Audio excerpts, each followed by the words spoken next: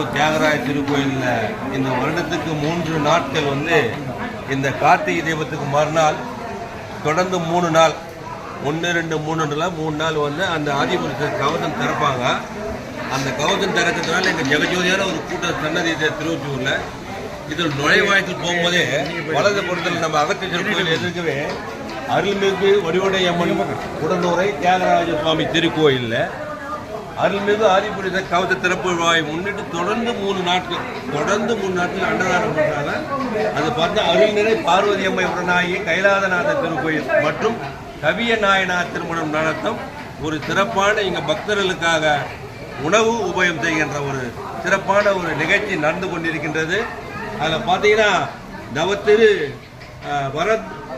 வாதவூர் அடிகள் மற்றும் தவத்திரு கலிய மகா சிவயோகி இங்கே இந்த பண்ணிட்டு அந்த புண்ணிய செயலை இந்த பூலோகத்தினுடைய சொர்க்கபூமின்னு சொல்லக்கூடிய திருவொற்றியூரில் இதை செய்துட்டு இருக்கிறாங்க. பக்த கோடிகளாக அம்மையப்பர் குடும்பத்தின் சார்பாக நாங்களும் இணைச்செயலாளர் கோபி அவர்களும் நித்யா அவர்களும் வந்திருக்கோம். இங்கே பக்த கோடி